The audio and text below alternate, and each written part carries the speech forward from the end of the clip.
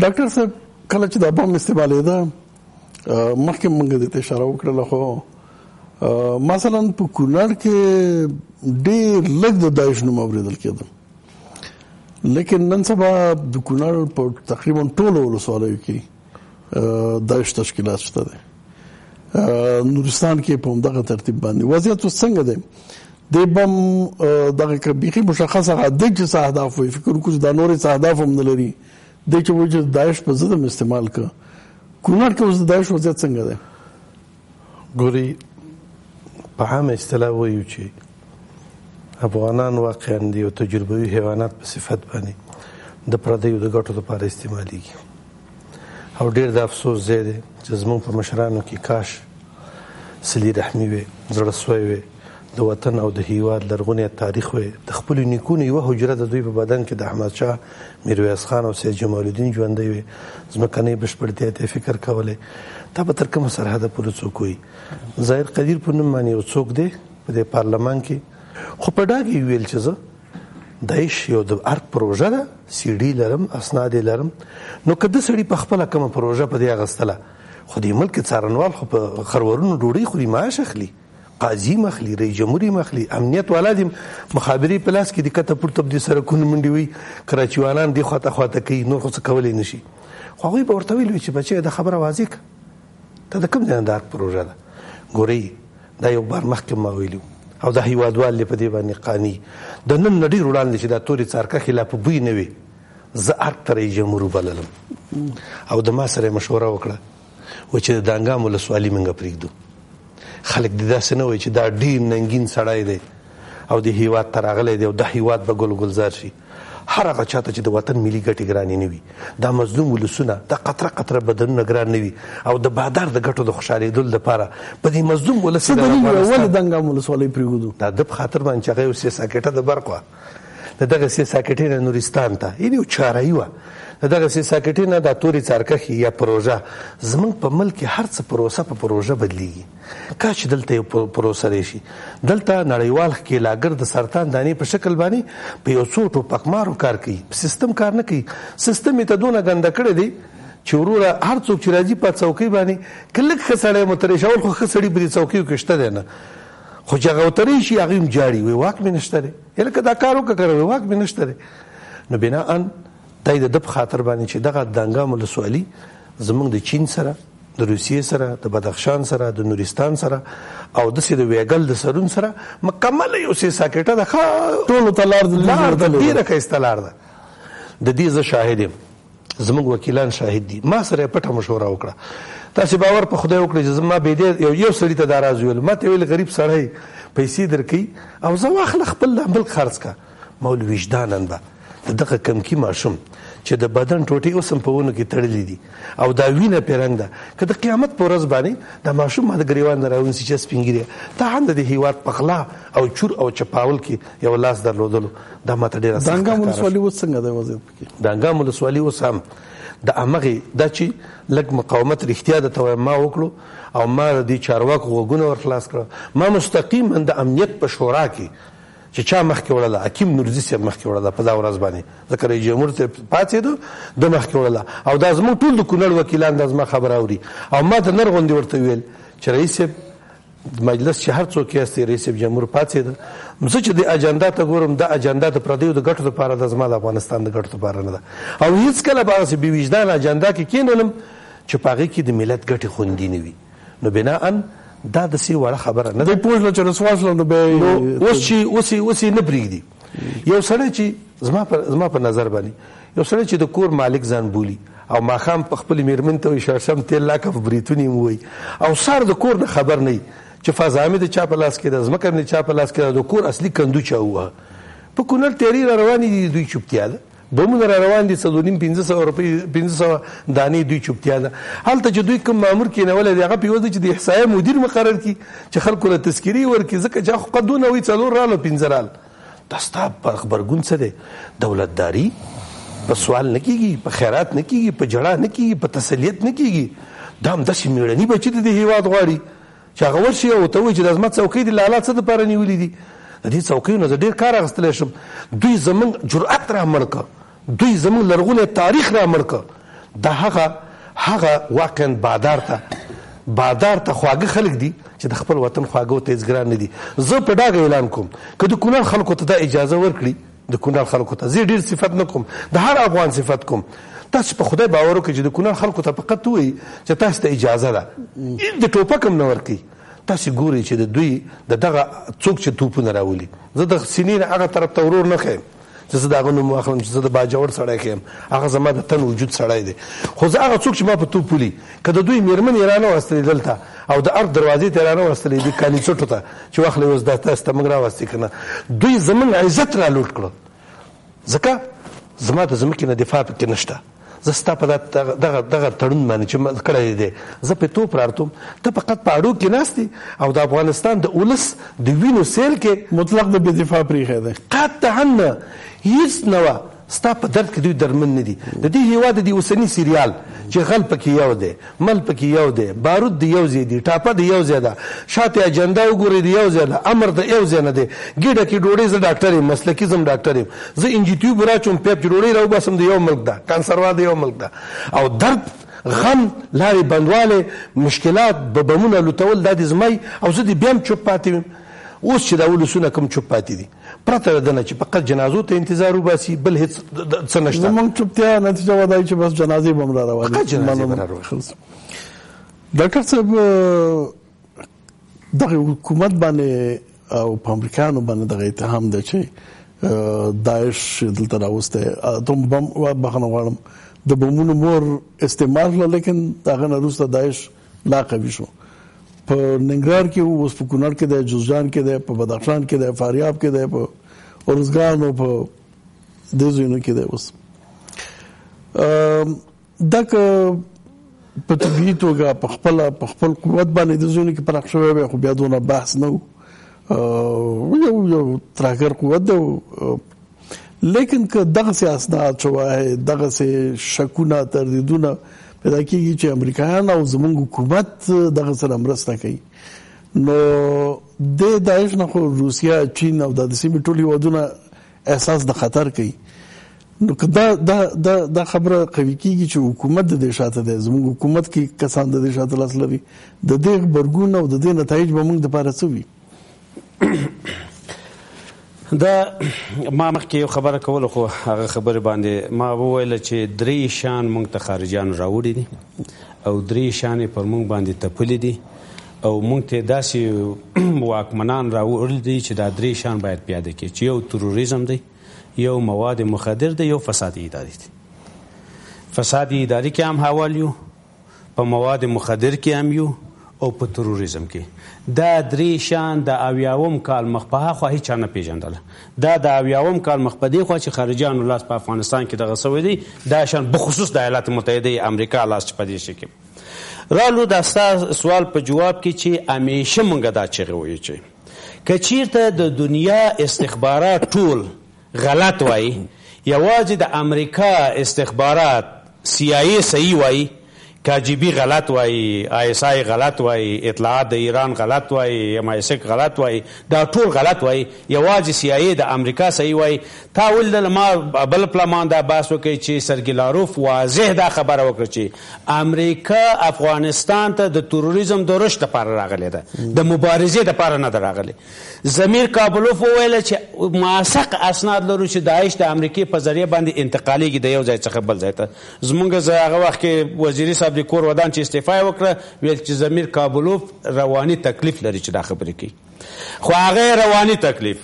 وزیر خارجه د ایران په اسلام آباد کې اعلان کړ چې مونږ اسناد لرو چې تیاری راځي بې مارکه تیاری دي د جلال آباد څخه داعش انتقالي.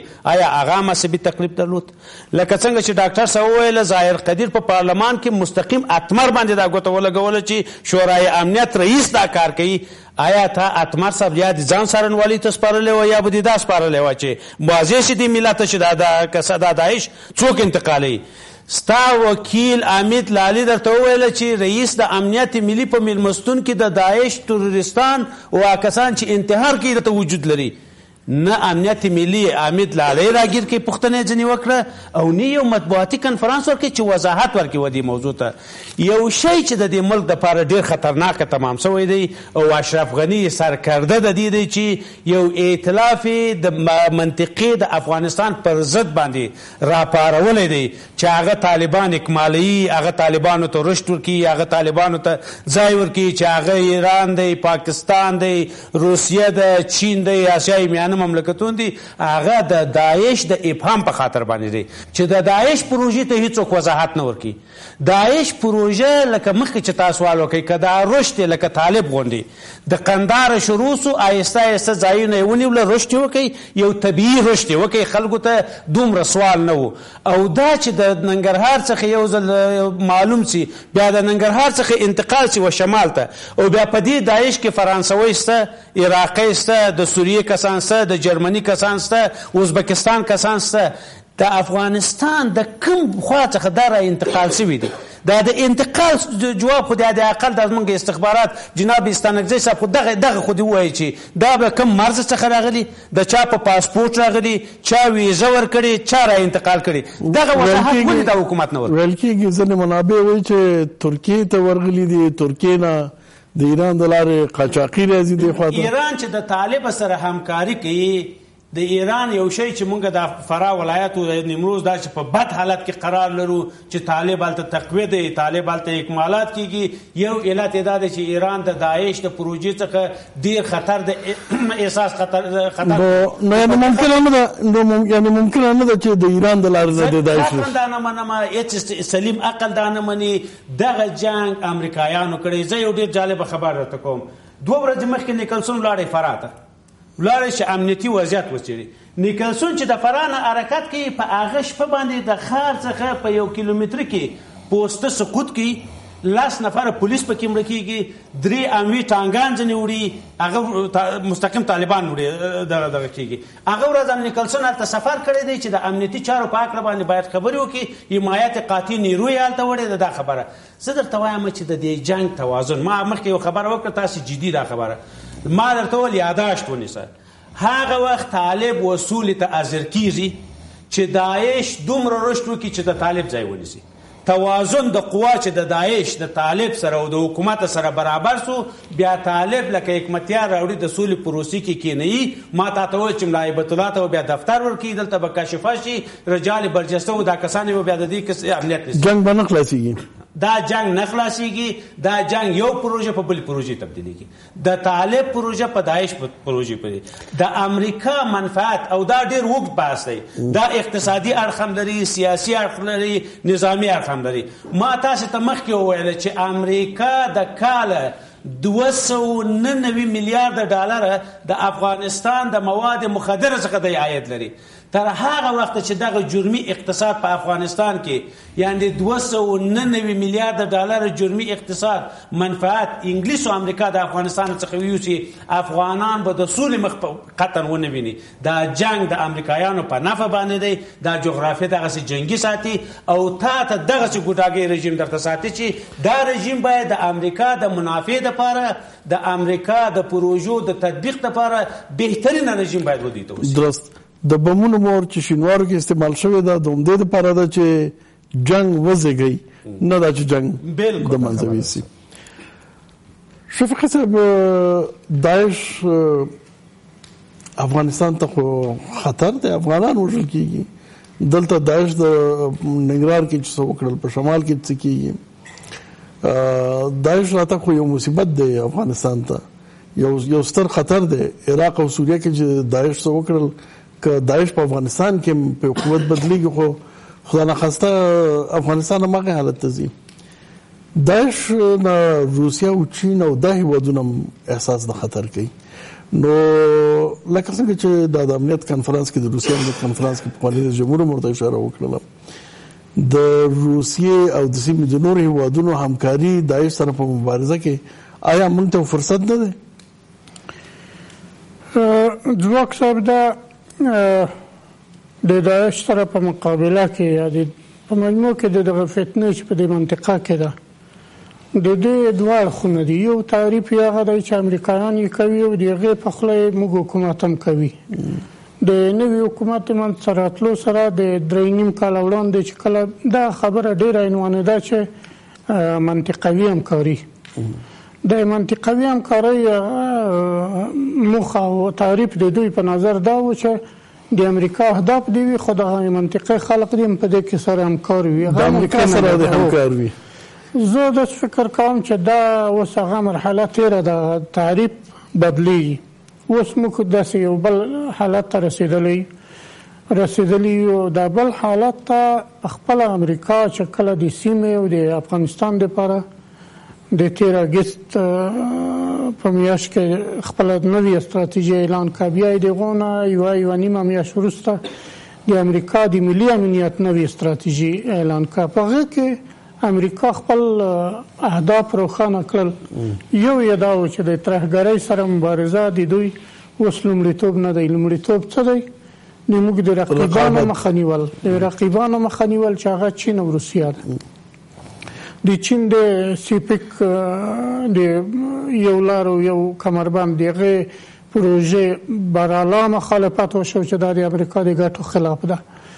د روسیې د رشد او د ځینو شیانو دغه مخالفتونه د اعلان شول. اوس خو د دې سره اوس افغانستان په یو داسې موقعیت کې دی چې امریکایان دلته پوځي اډې لري.